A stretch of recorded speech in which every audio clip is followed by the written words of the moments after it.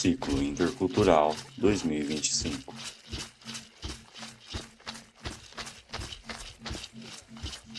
Meu nome é Tatiele Portela, eu sou da aldeia indígena Laranjinha, Tecoanaraí.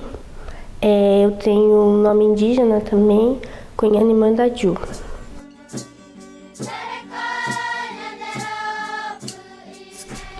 A minha avó, na época, ela sonhou que com meu nome é Nimandadiu, mas ninguém sabia o significado. Mas como era um nome indígena, tinha o significado de sabedoria. Nesse sonho ela teve, ela sonhou com um homem um homem que estava vestido de branco, que falava para ela dar esse nome para mim, Cunhane Mandadiu. E ela deu esse nome. Só que como a gente não sabia exatamente o que significava, eu tinha essa curiosidade e acabei indo pesquisar sobre o significado. E foi aí que eu descobri que não é um nome de origem guarani. Nimandadiu é o sobrenome de um historiador europeu, se eu não estiver enganada. E ele estava navegando na época, eu não lembro exatamente qual ano, mas foi na época do descobrimento do Brasil. O navio acabou naufragando e ele veio parar no Brasil e encontrou uma comunidade indígena. E nessa comunidade ele ensinou muitas coisas para os indígenas. E foi aí que, quando ele faleceu, eles deram o nome da comunidade de Nimandadiu. E ficou como sabedoria na nossa língua. A minha avó, quando ela sonhou sobre o meu nome, ela falou que era sabedoria, mas ela não sabia a origem. E para todo mundo que eu perguntava, ninguém sabia a origem real do meu nome guarani. E eu fiquei na curiosidade de descobrir. Quando eu descobri e eu contei para ela chorou, porque ela não sabia que poderia, ser alguma coisa do tipo. Na verdade, ela pensou que era só um nome, assim, que apareceu mesmo, mas que apareceu no meio dos indígenas, mas ela não imaginou que era uma coisa tão forte assim.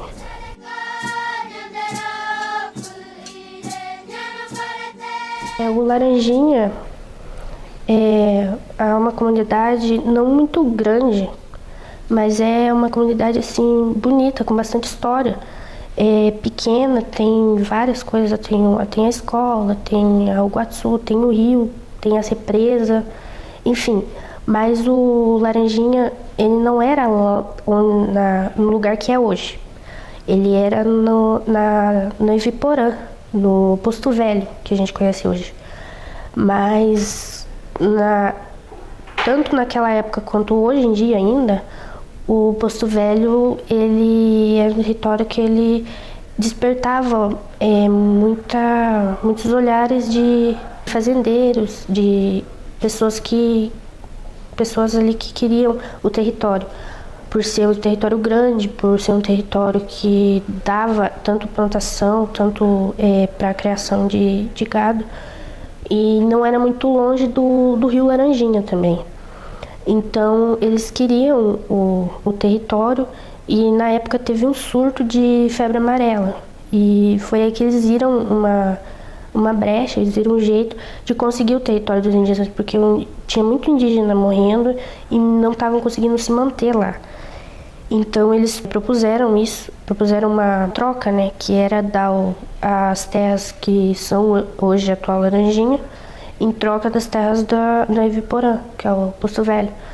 E então os indígenas, como não tinham muito o que fazer, acabaram aceitando.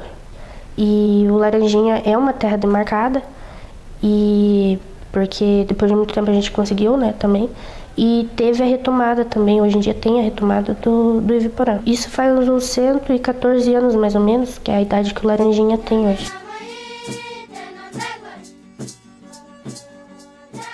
A minha bisavó, Rita Lourenço, ela é indígena, Guarani Andeva. Ela é pura, né, até onde a gente sabe. E ela tinha muito convívio na comunidade, ela cresceu dentro na verdade ela cresceu no Laranjinha, mas ainda não era o Laranjinha que a gente conhece hoje em dia. Mas ela passou por muita coisa também, ela cresceu com os costumes. Então, até quando ela morreu, ela ainda não tinha aceitado viver como uma pessoa não indígena. Ela não aceitava muita coisa que os não indígenas e alguns indígenas já faziam. Ela vivia, tipo, do jeitinho que ela cresceu mesmo. Comia só comidas típicas, só comidas sem nada, era tudo natural. E ela morreu também, quando ela faleceu, a minha avó já tinha os filhos, né? Já tinha todos os filhos. E eu infelizmente não pude conhecer ela. A minha bisavó, ela falava guarani fluentemente, e a minha avó também aprendeu por causa dela. Só que quando a minha avó saiu da comunidade e casou com um não indígena, ela perdeu um pouquinho o costume de falar. A minha avó, ela é indígena também. A gente não tem muito registro sobre o pai dela, mas sobre a mãe a gente sabia que é indígena pura. A minha avó, ela casou, o primeiro casamento dela que ela teve foi muito nova. Só que esse casamento não deu certo por muita coisa e ela acabou terminando, né? E daí ela foi embora pra Curitiba na época e foi onde ela conheceu o meu avô. O meu avô, ele era militar, ele estava servindo no exército e eles se conheceram e começaram um relacionamento.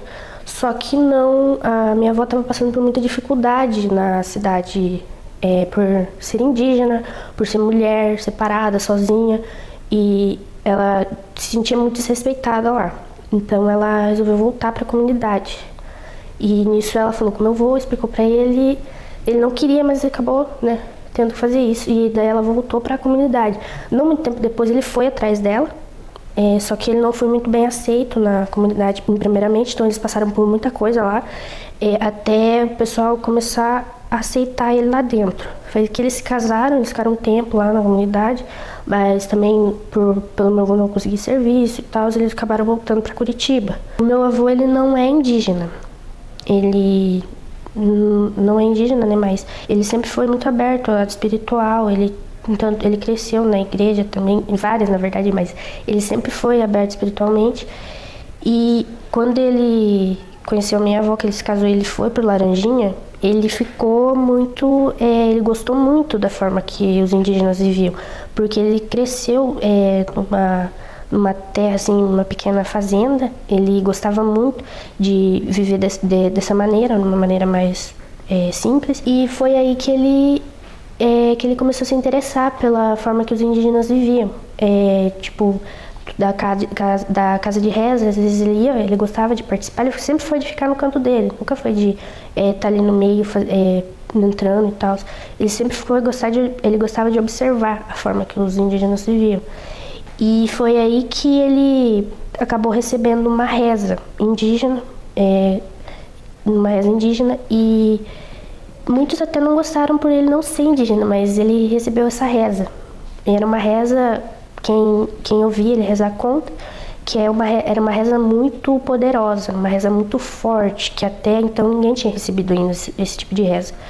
E essa reza começou a deixar ele doente, por ser uma reza muito forte, e ele também não ser indígena. Ele não era indígena, então ele não tinha força suficiente para manter essa reza.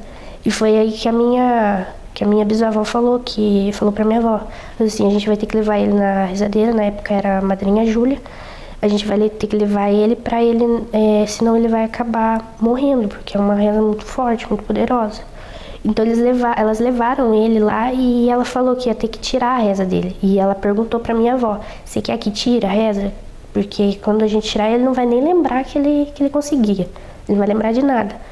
Mas vai ser melhor pra ele. Aí minha avó falou assim, não, vamos tirar essa reza. Aí ela fez lá o ritual da forma correta e tirou a reza dele. A minha mãe, quando a minha mãe nasceu, meus avós moravam em Curitiba ainda. E ficaram lá até ela ter por volta dos 4 anos. E o restante da infância dela foi no Laranjinha e a adolescência também. Por volta dos 17 anos ela conheceu o meu pai e daí eles se casaram e tiveram a mim.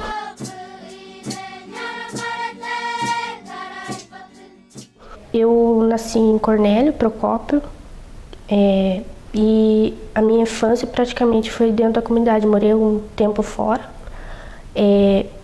Eu morei mais tempo com os meus avós do que com minha mãe e meu pai. Mas o primeiro contato que eu tive com a cidade, com os não indígenas, foi quando meus pais tiveram que se mudar para Curitiba. Eles levaram meu irmão primeiro, mas eu fiquei com meus avós. Eu aprendi, esse tempo que eu fiquei com meus avós, eu aprendi um pouco sobre a cultura, mas eu era muito criança para dar importância, né? Para ligar, tipo, não entendia muito bem. E foi aí que eu fui para a cidade e eu tive um choque de realidade bem grande, porque eu era criança, eu era uma criança indígena que saiu da comunidade e foi para a cidade, tive que ir para uma escola não indígena. E lá eu vi o que realmente, a primeira coisa assim que eu percebi foi que na minha comunidade a gente tinha, no lugar do inglês, a gente tinha o Guarani. Então eu não tinha contato com o inglês ainda. Foi a primeira vez que foi na escola, no fundamental, e lá foi a primeira vez que eu sofri racismo por ser indígena. Eu tinha 5 anos por aí, porque eu tinha acabado de começar na escola. Aí a gente voltou para a comunidade, eu fiquei mais um tempo na comunidade com meus avós. A minha mãe, ela ficou um pouco em Curitiba, depois ela voltou com a gente. Só que daí ela se casou de novo e eu continuei com meus avós e com meu irmão. E aí foi aí que eu tive mais contato com a cultura e com o espiritual, né? Dentro da nossa cultura. Porque antes eu não dava muita atenção para isso. E foi aí que eu comecei a ver o que era, perceber realmente.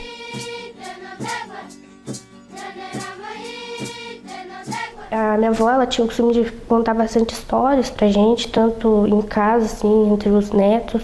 E na escola também a gente ouvia bastante histórias sobre a comunidade. E uma história que há pouco tempo eu tive uma experiência, e essa história se tornou importante para mim, que é a história do Diaguá. O Diaguá em Guarani é o Diaguá ele é espiritual pra gente. É um guardião da minha comunidade, digamos assim. Enviado por Nhanderu, que é Deus. Na minha etnia a gente chama Nhanderu, que é Deus. O Tcheru. Me contaram dessa forma, que o Laranjinha estava passando por muita dificuldade. E algumas pessoas achavam que era um momento ruim, outras achavam que eram espíritos ruins que estavam na comunidade. E alguns até não acreditavam, achavam que era um momento que ia passar e tudo bem. Só que as pessoas mais velhas na comunidade, os que tinham ligação com o espiritual, que entendiam realmente o que estava acontecendo, falaram, não, isso é realmente muito sério e a gente vai ter que dar um jeito. E foi aí que eles resolveram toda a comunidade se juntar na Uguatsu, que é a casa de reza. Normalmente os rezadores das comunidades, eles se preparam muito, tem uma conexão muito grande com o espiritual e eles ficam dias se preparando para receber o guia, que pode ser Nhanderu, Tcheru ou de Cocava, que são os 3 que os não indígenas conhecem como Pai, Filho e Espírito Santo. E eles ficam se preparando lá, eles comem separado das outras pessoas, eles ficam num canto dentro da Uguatsu, mas separados. E lá eles ficam conversando, às vezes rezando, cantando, só eles ali, até eles se prepararem para poder receber o guia. E ela recebeu o guia dela, que era o de Cocava, e assim, no momento que ela recebeu, todo mundo percebeu, né?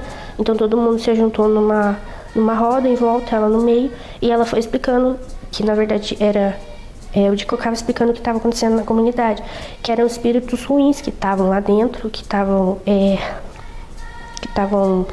atrapalhando a vida ali das pessoas, estavam tentando afundar o Laranjinha, né? Que não queria que o Laranjinha continuasse com a força espiritual que tinha. E então ele falou que ia mandar um guardião para expulsar esses espíritos, mandar eles para o lugar que eles tinham que estar, e depois ele ia levar esse guardião embora de novo para ficar com ele, porque ele não podia ficar em Laranjinha.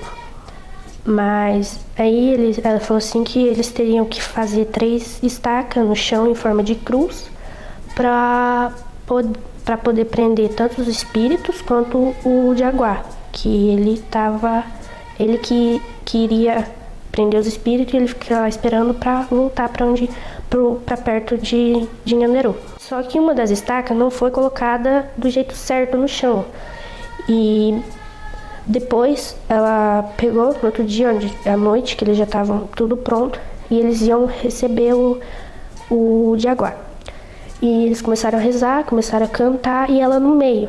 E até que todo mundo, a maioria ali estava pronto, né? E ela levantou com os braços como se estivesse segurando uma criança. E ela passou no meio de todo mundo falando assim, quem tiver fé e acreditar, vai sentir quando passar a mão nele. E ela passou no meio de todo mundo, cada um foi passando a mão em cima.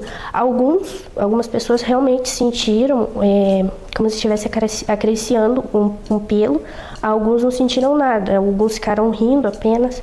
Mas aí ela falou assim, que quem não acreditasse ainda ia acreditar. E nisso que ela ia soltar ele durante o dia, eles prenderam ele na estaca. No outro dia que ela levantou para soltar ele já não estava mais lá na estaca. Mas em volta da estaca tinha pegada parecia uma pegada de gato, só que bem maior. E algumas pessoas que não acreditaram, quando viram, aí começaram a acreditar que realmente o Jaguar estava ali, ele tinha estado ali. E foi aí que ele saiu e os espíritos foram expulsos da comunidade e não incomodaram mais. Só que o Jaguar ele ainda não foi enviado de volta para ficar perto de Nhanderu. Ele ficou no Laranjinha. Não que eu não acreditava nessa história, mas eu não dava muita importância. Alguns falavam que escutavam ele de vez em quando, e a minha avó ela sempre falou que escutava ele lá. Mas eu não acreditava, né, muito. E a minha avó sempre contava pra gente que quando alguém escutava o Jaguar, ele não demorava muito, acontecia alguma coisa. Podia ser uma coisa boa ou uma coisa ruim, mas acontecia.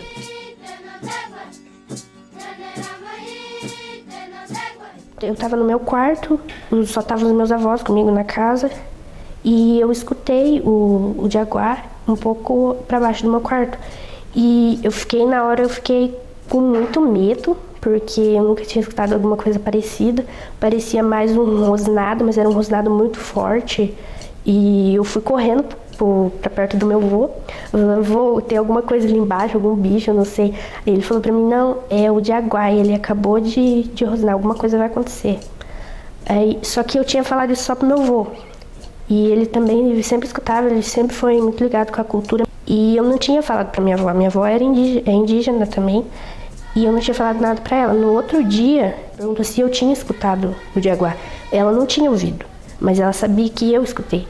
E aí eu perguntei pro meu avô se ele tinha falado alguma coisa. Ele falou que ele não tinha falado nada pra ela.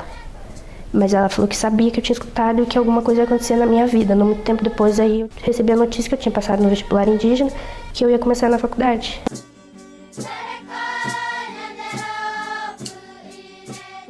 A universidade, para mim, assim, é uma conquista muito grande, porque eu sempre tive vontade de fazer uma faculdade, mas, assim, era meio distante para mim, sabe? Porque a minha família nunca teve, assim, muita condição, digamos assim.